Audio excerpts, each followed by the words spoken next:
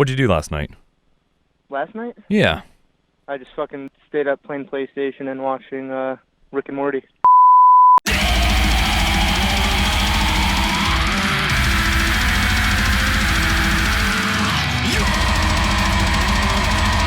Hey guys, welcome back to the channel. My name's KP. On the phone, I got my guest, Cliff Wagle from Enterprise Earth. Cliff, how you feeling?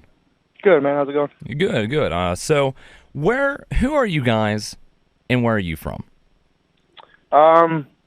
Enterprise Earth, and we're kind of from all over the place. We have 3 or 4 of our members living in Washington, Washington State.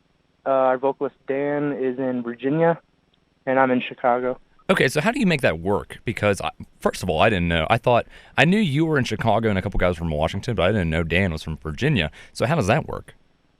I pretty much, internet's a wonderful place. Kind of just do everything on there. Yeah.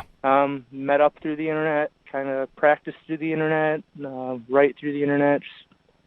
It's convenient, I guess. Dan's planning on actually moving over there soon, so that'll be a little better. Over there in Washington, or? Yeah, so everybody except me will be in Washington because there's no chance in hell I'll Okay. So a lot of people know you from being in the band Demolisher. How did you get involved with Enterprise Earth? Basically, I had started talking to BJ a couple years ago, and we became like really good friends when I was in Demolisher, and we were talking, and it was when they first started out. He kind of offered for me to join, like gave me a option, and I thought about it for a couple weeks, and kind of just figured it was a really good option for me. I knew the band hadn't even released the EP yet at the time, but I kind of saw something, I had heard all the demos from the EP, and it was just something that I really wanted to be a part of, and I could see taking off, so I made the decision to hop on. Okay. And how do you feel about it so far? Oh, I love it, man. It was a really good option for me. You seem very happy with it, and you seem very it's a good fit for you. So congratulations. It's more my musical preference too. Okay, wonderful. So you guys have this new album out called Patient Zero.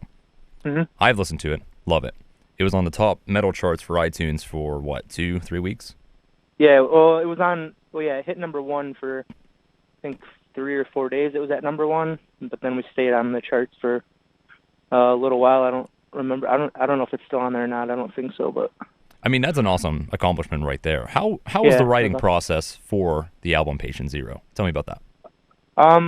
With people living all over the place, it's kind of weird, but I prefer it like that because everybody can kind of sit on their own time and kind of knock stuff out. I'm not the kind of person that likes necessarily writing in a room full of people. I think when you have more time to sit in your house, it kind of just comes out better. You have more time to mess around with it, and I know that's how BJ likes to do it. So do you guys each have an idea and just collab with each other, or does someone come in with a full song and say, what do you guys think about this? How's that go? Most of the times BJ will just come in with a full song and stuff will get tweaked from there, but BJ's just a savage when it comes to writing. He can honestly write 3 albums in a day if he wanted to. Wow. It's disgusting. Okay. So we touched on this a little bit before, but what has the response been to Patient Zero? Honestly, so far, way better than I had ever hoped. I thought there was. There still is, of course, some people that are oh, this is generic, boring deathcore, but you're gonna get that anywhere, no matter who you are. Yeah, that's what I'm saying. It's the internet. Everybody's gonna talk shit, no matter what. But on the grand scheme of things, everybody loves it, I think. Yeah, I would agree with that. I enjoy it a lot. I know a lot of my friends do when I show them. So there's that. Personally, how do you feel about the album? I love it, and if it's one of the, it's an album I sit there and jam myself. So I know that's I don't know if that's weird that jamming your own music but my band is a band that I would listen to even if I wasn't in the band. So I think that's a good sign. Okay, that makes sense. You guys ended up getting signed with Stasek Recordings. How did you guys get involved with that? basically we had a connection with Artery of I don't know if you know Mike Milford. He was high up on Artery, and they obviously had Attila. Him and Franz were good friends and decided to start a label together. And we were talking to him, and we were trying to get on Artery originally before we knew that he was doing this whole label thing. And then it just turned out he was starting his own label, so it just seemed like a good fit. And I mean, they're a new label, but I think they're doing some big things already. Like, for example, signing the Plot and You, it just gives it a little more notoriety. Plus, they're a lot more personal and like helpful instead of like hypothetically say we'd like sign to Sumerian where we're gonna be at like the bottom of the food chain on the Sumerian and be kind of like a back burner band. We didn't want to be like that. Okay, so you're telling me that Stasek is more helpful for you guys. How are they more helpful? Yeah, absolutely. A lot more hands-on, easily accessible. Like if we need to talk to them about anything, we just shoot them a text, an email, whatever. And it kind of, like I said, we don't feel like we're getting the crappy end of the stick as if we were on like a bigger label. So okay, it's good. I'm glad we started out early with them. And I know they've been pushing your promotions a lot, from music videos to guitar playthroughs to anything you name it. So I wanted to hear your opinion on that. So awesome that you guys are signed for there. You were part of the Death Take Me Home tour with King Conquer, Dealey Plaza, and other bands. Could you share any of your experiences with that? It was awesome, man. There was a bunch of cool guys. Got to tour. I mean, it was a big tour package. There's 4 total bands, so it took up most of the shows. Like every band was sick. I mean, Adalia was probably the tightest band I've ever seen live. Mm. Kind of made me want to quit guitar. They're cool guys.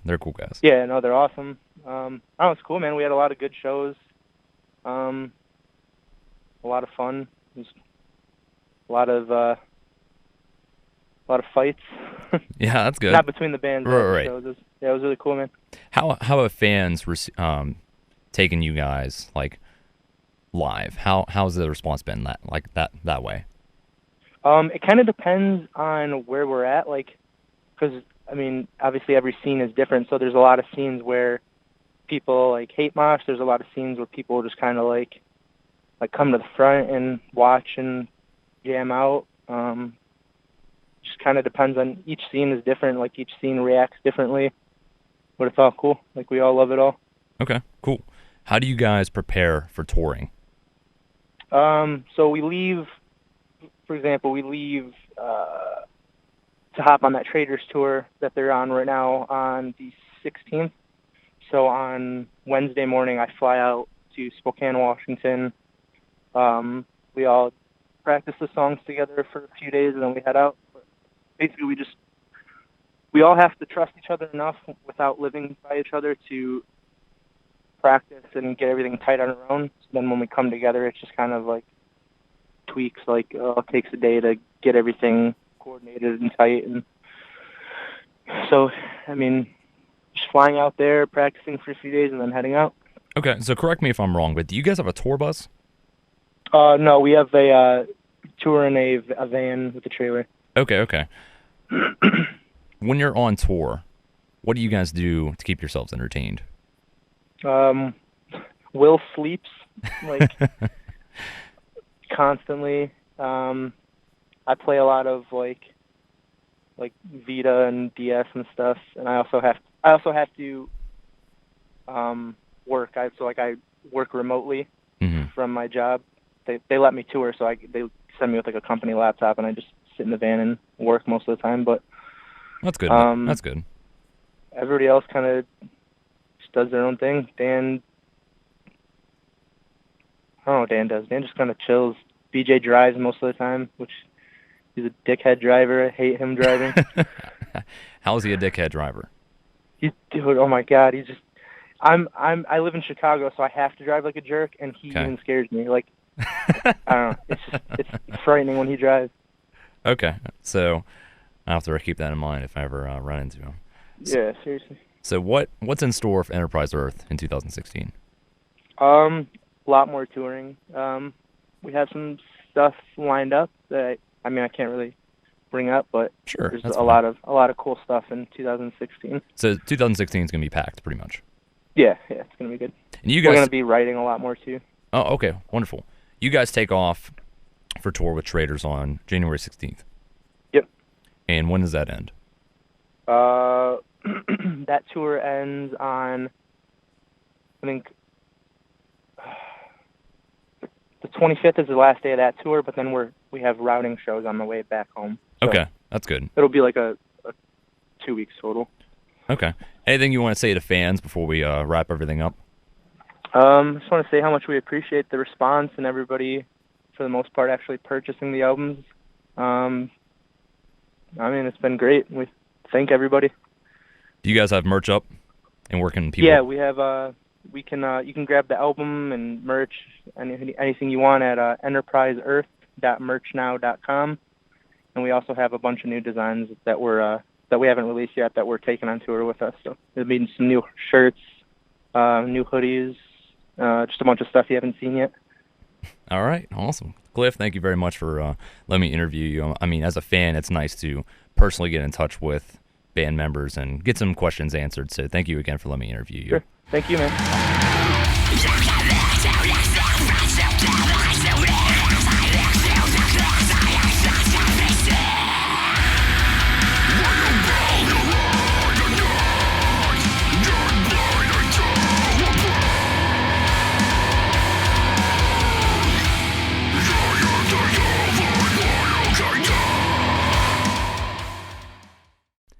Hey guys, I talked to Cliff a little bit before and after the actual interview, and he's actually a really big video game and Star Wars nerd. Okay, so what games are you playing? I play... Battlefront, I'm guessing? Yeah, I played a lot of Battlefront. I've been hooked on this game, Spelunker World. So, if you're ever at a show and you see him, go ahead and talk to him about video games and Star Wars. He'll freak out for a few minutes, and I had a lot of fun talking to him. So if you enjoyed the video, please go ahead and take a second and hit the like button and subscribe to my channel for more possible interviews in the future.